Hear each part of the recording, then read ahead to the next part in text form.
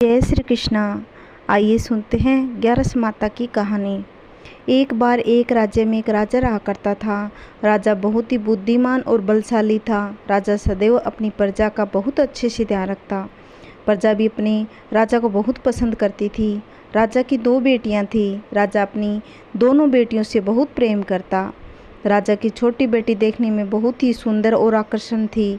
राजा की बड़ी बेटी छोटी बेटी के मुकाबले थोड़ा कम सुंदर थी। राजा की छोटी बेटी ग्यारस माता की पूजा करती और व्रत किया करती थी।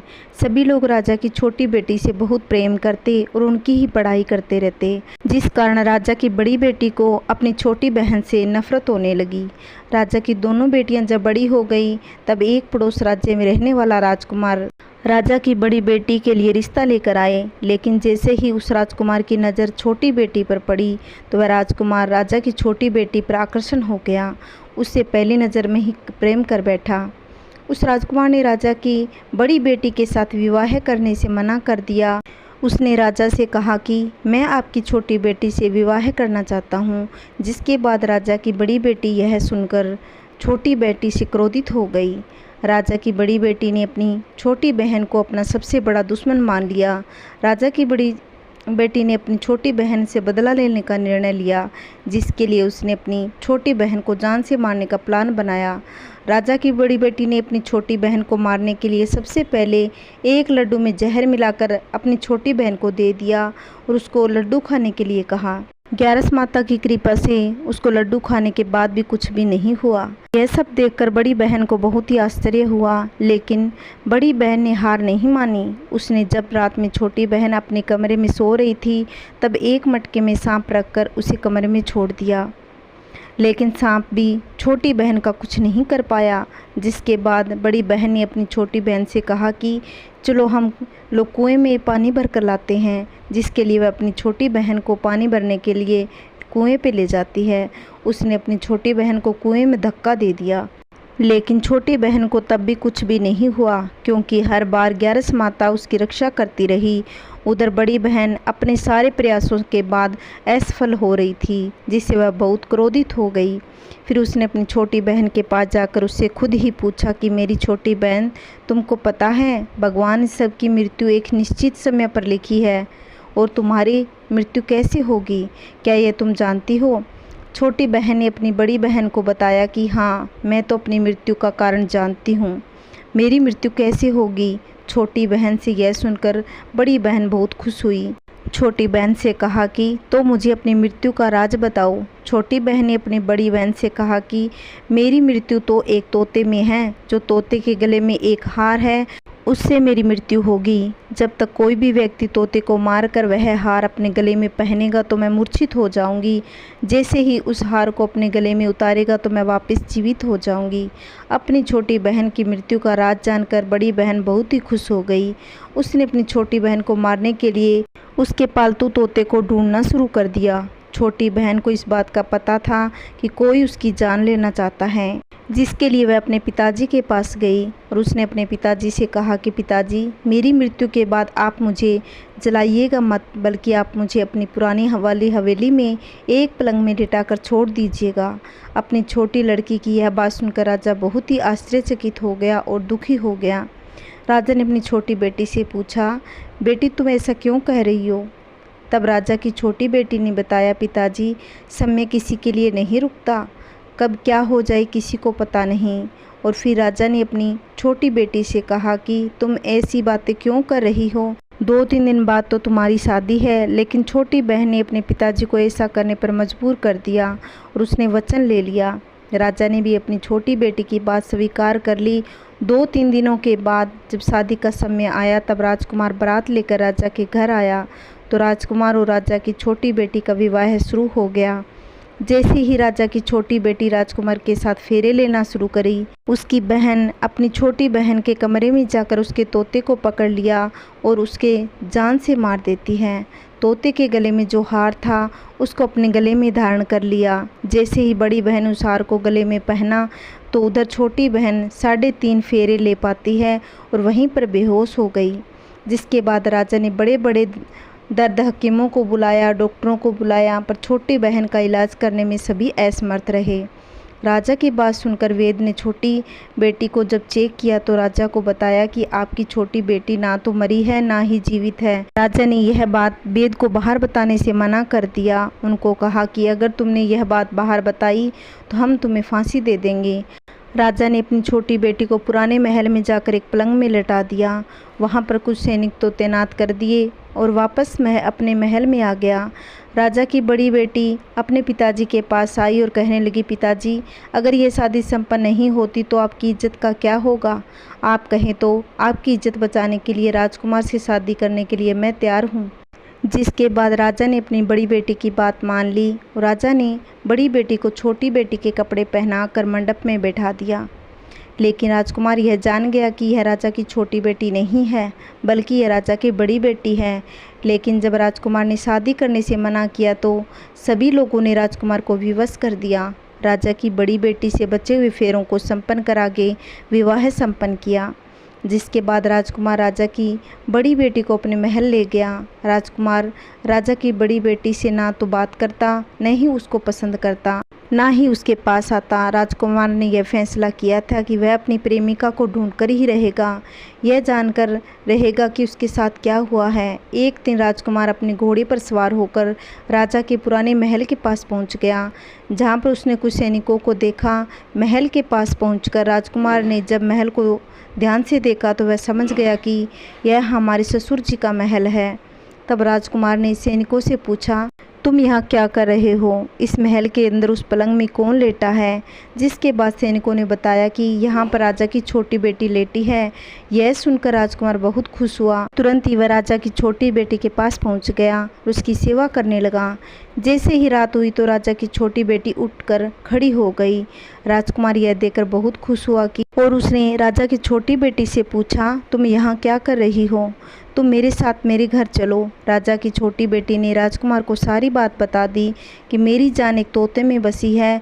मैंने यह बात सिर्फ अपनी बड़ी बहन को बताई थी। मुझे पता है कि उसने ही मुझे मारने का प्रयास किया है।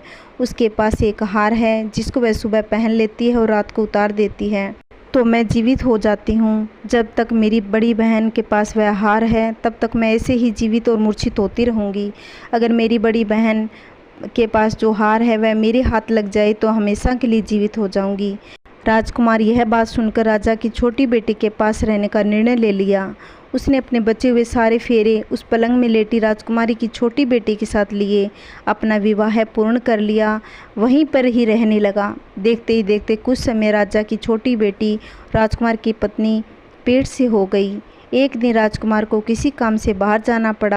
तब राजा की छोटी बेटी के पेट में बहुत तेज़ से दर्द होने लगा। जिसके बाद उसने ग्यारस माता का आह्वान किया। जिसके बाद वहाँ पर ग्यारस माता प्रकट हो गई। उन्होंने अपनी भक्तों के दर्द को दूर किया और एक पुत्र की प्राप्ति करवाई। वहीं पर अचानक से राजकुमार भी आ गया। राजकुमार ने ग्यारस माता को देखा तो वहाँ आश्चर्यचकित हो गया। उसने तुरंत माता को प्रणाम किया और ग्यारस माता ने राजकुमार से कहा कि अब जब तुम्हारा बेटा 5 वर्ष का हो जाए तो तुम अपनी पत्नी का हार लाकर गले में डाल देना। देखते ही देखते राजकुमार और राजा की छोटी बेटी का पुत्र 5 वर्ष का हो गया। राजकुमार अपने बेटे से कहता है कि बेटा मैं कुछ काम से बाहर जा रहा हूँ, तुम अपनी माता का ध्यान रखना। वहाँ से चला गया। राजा को बाहर निकलता देख बड़ी बहन के सैनिक देख लेते हैं और राजा की बड़ी बेटी को जाकर सारी बातें बता देते हैं। जिसके बाद बड़ी बहन अपनी छोटी बहन के पुत्र को वहाँ से उठवा लेती है, उसको मरवा देती है। छोटी बेटी के पुत्र के 2 टुकड़े कर दिए। पहला टुकड़ा चक्की के पास छुपा दिया और दूसरा टुकड़ा अपनी पलंग के नीचे। अब ग्यारस माता भिखारी का रूप लेकर आई। एक भिखारी का रूप रखकर बड़ी बहन के पास चली आई। जिसके बाद वहाँ पर भिक्षा मांगने लगी। बड़ी बहन अपने नौकरों से कहती है कि जाकर भिक्षा दे दो। लेकिन जैसे ही नौकर ग्यारस माता को भिक्षा देने लगे तो माता उन्हें मना कर दिया और कहती कि तुम्हारी महारानी से ही भिक्षा लूँगी। जिसके बाद बड़ी बहन स्वयं ही भिक्षा देने के लिए माता के पास आई। तब माता एक बिल्ली का रूप लेकर कमरे में चली गई। वहाँ पर छोटी बेटी के पुत्र के 2 टुकड़े को आपस में जोड़ दिया और उसे जीवित कर दिया। उसे वहाँ से ले आई। राजकुमार अपने बेटे को लेकर अपनी पत्नी के पास आया और उसे कहता है कि इसका ध्यान रखना। अगर तुम इस बच्चे का ध्यान रखोगी मैं तुमसे बात करूँगा और प्यार करने लग जाऊँगा। एक दिन राजकुमार अपने बच्चे से बोला कि तुम अपनी मासी से गले का हार मांग लो। जिसके बाद राजकुमार का लड़का अपनी मासी के पास जाता और कहता है कि मासी जी, मुझे तुम्हारा हार चाहिए जो आपके गले में है। यह सुनकर पहले तो बड़ी बहन बहुत क्रोधित हुई, पर उसको यह याद आया कि राजकुमार ने कहा था कि अगर मैं इस बच्चे का ध्यान रखूंगी, इससे प्यार करूंगी तो मुझसे बात करेंगे। यह सोचकर उसने अपने गले का हार उस बच्चे को दे दिया। वह तुरंत ही हार लेकर अपने पिता के पास गया और अपने पिता को दे दिया। तभी राजकुमार अपने बेटे को लेकर वहां से चला गया। अपनी पत्नी से कहता है कि तुम हमारे लिए खाना बनाना, मैं शाम को आकर तुम्हारे साथ खाऊंगा। वह अपने बेटे को लेकर वहां से चला गया और राजा के पास जाकर अपनी बड़ी बेटी की सारी बातें बता दी। राजा अपनी बड़ी बेटी की बात सुनकर बहुत क्रोधित हुए और अपनी परवरिश को दोष देने लगे। राजकुमार को अपनी छोटी बेटी के साथ रहने के लिए आदेश दे दिया। राजकुमार अपने बेटे और पत्नी के साथ सुखपूर्वक रहने लगे और बड़ी रानी कुद ने जो किया उसका दंड उसे मिला और अपने महल से निकाल दिया। जो भी ग्यारस माता की कहानी सुनता है, भगवान उसकी हर मनोकामनाएं पूर्ण करे। जय श्री कृष्णा, राधे राधे। आइए सुनते हैं भगवान गणेश की कथा। एक गांव में एक सेठ सेठानी रहते थे। वो बहुत ही धार्मिक थे। वे गणेश भगवान के परम भक्त थे। ज़रूरतमंदों की सेवा करने के लिए हमेशा तत्पर रहते। वह गणेश जी के मंदिर जाते और गणेश जी की पूजा पाठ करने में लगे रहते और वह ब्राह्मणों को भोजन भी खिलाते। उनका बहुत बड़ा परिवार था, परंतु उनके कोई संतान नहीं थी, इसीलिए सभी परिवार वाले कानाफूसी करते रहते। सेठानी बांझ है, इस बात से वो दोनों परेशान रहने लगे। एक समय की बात है, सेठ सेठानी गणेश जी के मंदिर में पूजा कर रहे थे। जब वो दोनों मंदिर से बाहर आने लगे तो देखा मंदिर की सीढ़ियों पर एक छोटा सा बच्चा रो रहा था। सेठ जी ने चारों तरफ देखा कि कहीं बच्चे के माता पिता यहीं आसपास होंगे, लेकिन वहाँ कोई नहीं था। उस बच्चे को पुजारी के पास ले गए और बोले कि पुजारी जी, यह बच्चा अकेला है, इसके माँ बाप कहीं नहीं हैं। शाम हो गई तो पुजारी जी बोले, सेठ जी आप इसे अपने घर ले जाइए, अगर कोई इसके घर वाले आएंगे तो मैं आपका घर बता दूंगा। सेठ सेठानी खुशी खुशी उस बच्चे को अपने घर ले आए और कई दिन बीत जाने के बाद सेठ जी के गांव के सरपंच की सलाह लेकर गोद ले लिया। सेठानी ने उस बच्चे का नाम गणेशा रखा। ऐसे ही कई वर्ष बीत गए। एक दिन ठग पति पत्नी उस गांव में आए और गणेश जी के मंदिर की सीढ़ियों पर आकर बैठ गए। गांव के सबसे अमीर आदमी को ठगने की योजना बना रहे थे। तभी पुजारी वहां आए और अनजाने से लोगों को मंदिर की सीढ़ियों पर बैठा देख पुजारी जी ने पूछा कि कैसे बैठे हो। उन्होंने कोई जवाब नहीं दिया। तब पुजारी जी बोले, क्या आपका बच्चा गुम हो गया? तुरंत ही ठग पति पत्नी ने हाँ भर दी। कहा हाँ, हमारा बच्चा खो गया। पुजारी जी बोले, कितने साल हो गए? तो दोनों अनजाने से बोले, यही कोई 4-5 साल पहले की बात है। पुजारी जी बोले कि उदास मत हो, आपका बच्चा इसी गांव में है, एक सेठ के यहाँ पल रहा है। पुजारी जी उन दोनों को सेठ के घर ले गए। तब सेठ जी को पता चला कि गणेशा के असली माता पिता आ गए, तो वो दोनों बहुत दुखी हो गए। सेठानी भी बहुत रोने लगी। सेठ जी उनसे बोले कि आज तो बहुत रात हो गई है, आज रात आप यहीं रुक जाइए, कल सुबह गणेशा को ले जाना। ठग पति पत्नी तो यही चाहते थे, बच्चा लेने नहीं आए बल्कि सेठ जी को ठगने आए थे। सेठ जी ने उन्हें अतिथि गृह में ठहरा दिया। वो दोनों चोरी की योजना बनाने लगे। उधर सेठ सेठानी को नींद नहीं आ रही थी। वो दोनों बहुत दुखी थे।